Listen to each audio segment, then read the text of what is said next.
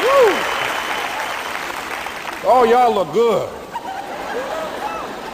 I want you to look at something right now. Think of some major goal you want, or maybe it's one you're already working on and you have experienced a lot of setbacks, a lot of defeats. You've experienced a lot of disappointment. Maybe you've already given up. And maybe you just need a little fire, a little encouragement to get back in the game again. Here's what I want you to look at.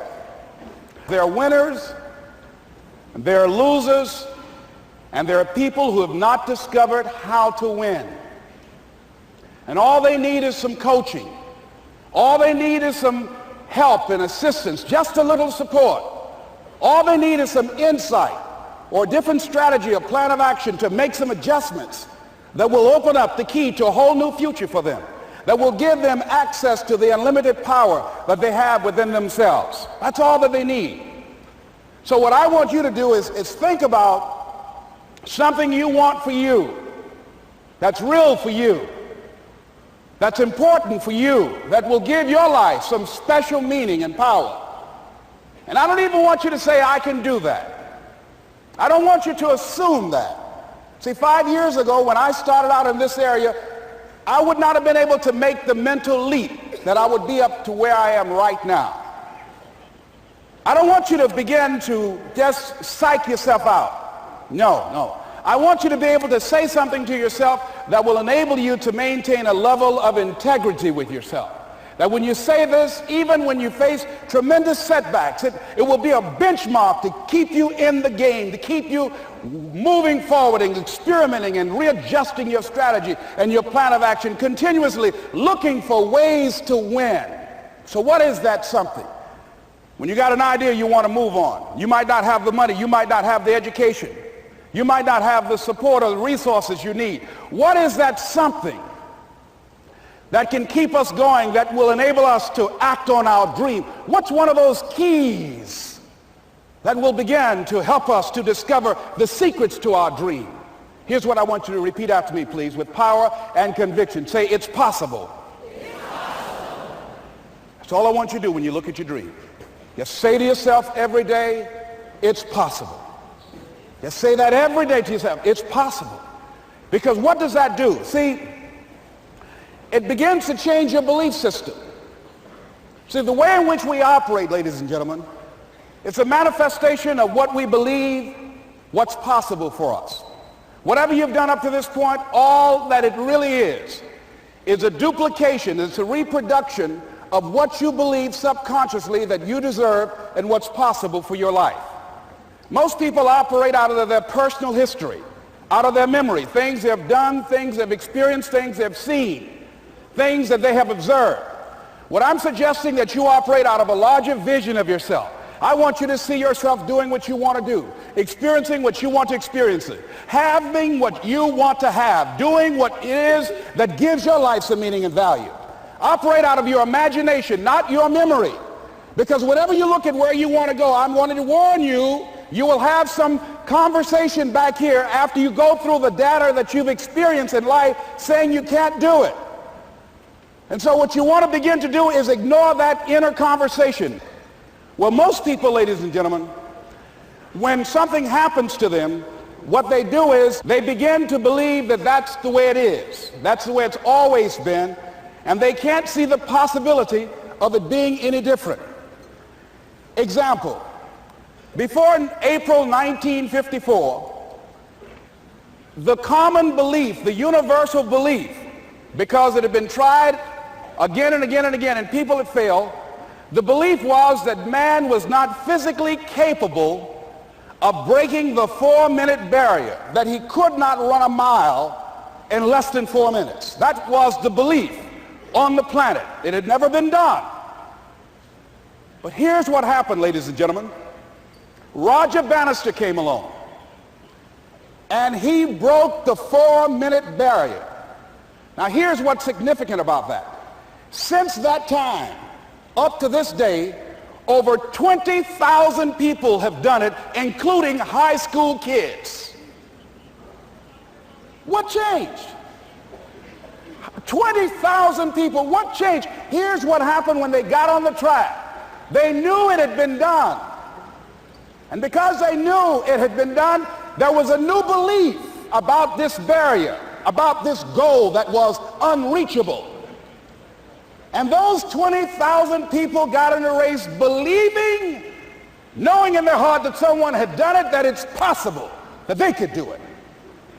And I'm saying that if you know anybody that had some goal, some dream, something they wanted to do, and they did it, then I'm saying that you know in your heart that if someone has done it, then you can do it. It's possible. And that if someone can make their dream become a reality, that it's possible that you can make your dream become reality.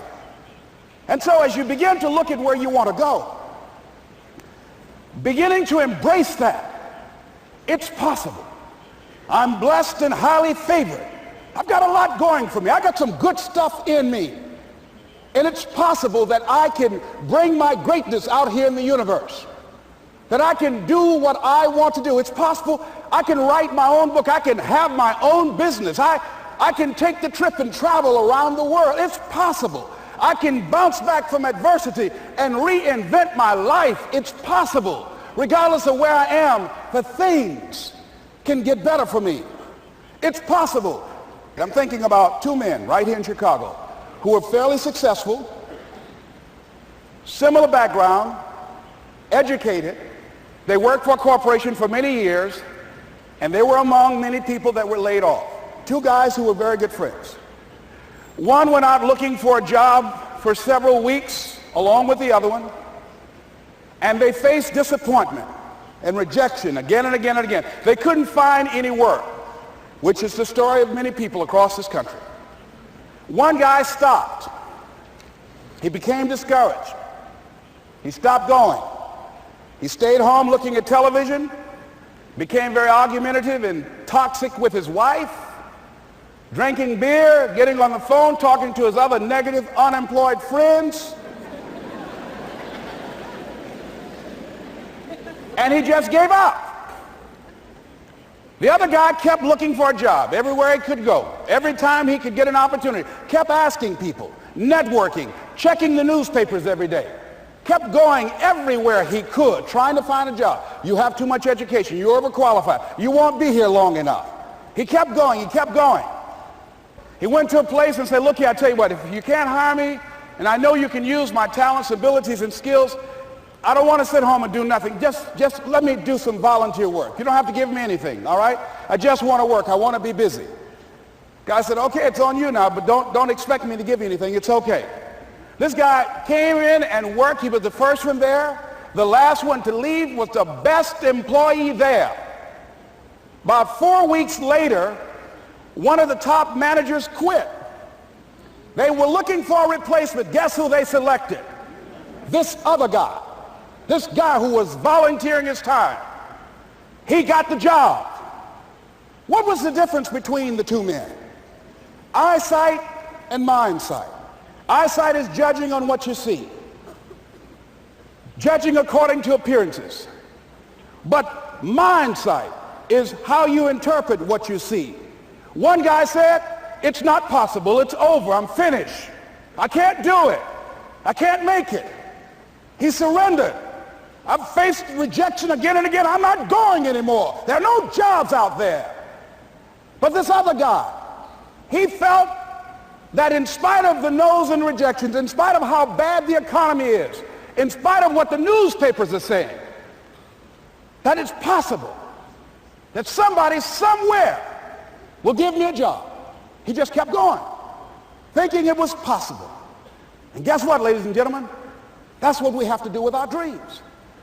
Because things happen to you in life that you can never, ever anticipate. And many times when those things happen, you want to give up.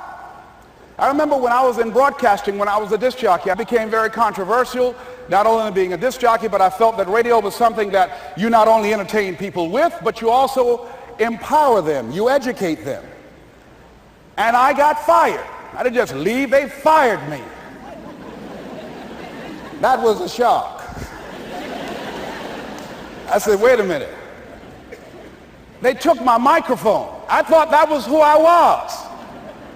No, ladies and gentlemen, it wasn't. I had to do something else. And I didn't know what else I could do. See, here's what I'm looking at. What are the uses for your life right now that you haven't even reached for yet? See, I believe that when you don't have enough encouragement to act on your dreams or ideas, or you're not enlightened enough, that life will act on you. See, life had moved on me and said, Les Brown, you have outgrown this. It's time for you to do something else.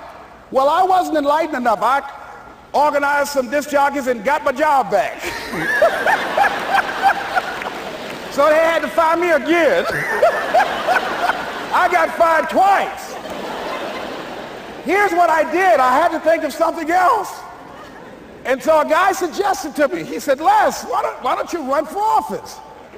I said, man, I've never run for office. I've never known anything about how to operate in the political arena. I've heard encourage people to register to vote and get out to vote, but I don't know anything about politics. He said, well, neither do the people who run for office all the time.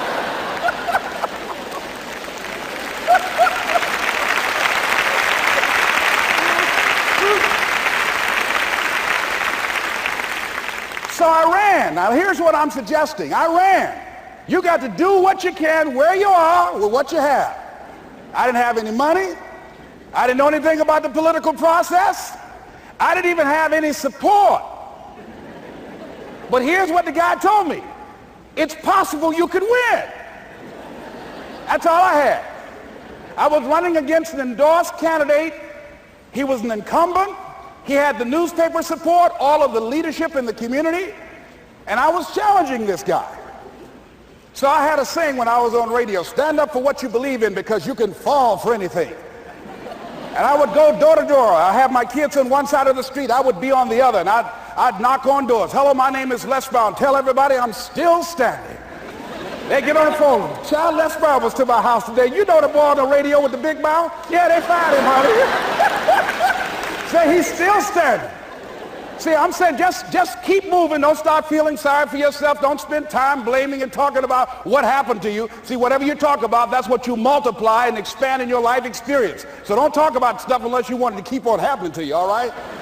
So I got in that kind of action.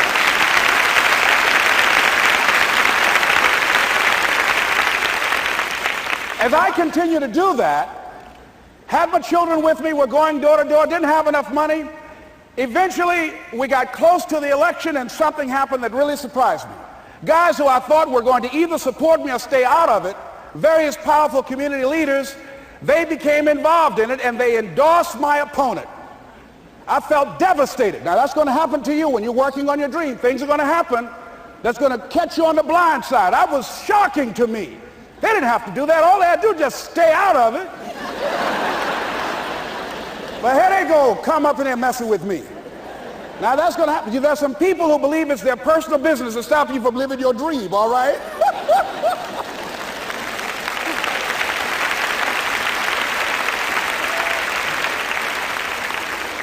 But I didn't deal with that. You want to make your dream come true, you got to stay focused. Some people rather get even than get ahead. Stay focused on where you want to go. I just kept on doing what I was supposed to do. And so I was driving to the radio station. My opponent had over $20,000. I had less than $800. As I was in the radio station, the guy said, "You're going to make a commercial?" I said, "Yes." He said, "It better be a good one because that money can't go pretty far here." And I sat there in the middle control room and I was thinking. And here's what happens when you get still. Stuff will start coming. Something said, call your mama. You used to talk about your mother on the air all the time. Ask her to say a few words for you. That'll be a different kind of political spot. So I called my mama. And I had a gospel record playing in the background.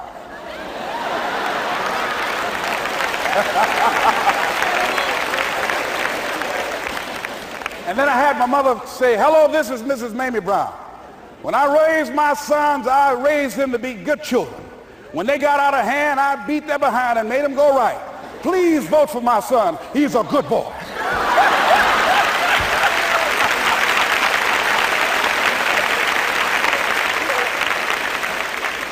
Usually in the state representative race, maybe 3,000 or 4,000 people will come out to vote in a primary. In that primary race, over 27,000 people came out and voted and said, "I'm voting for Les Brown because his mama said he's a good boy." I won, ladies and gentlemen. I won.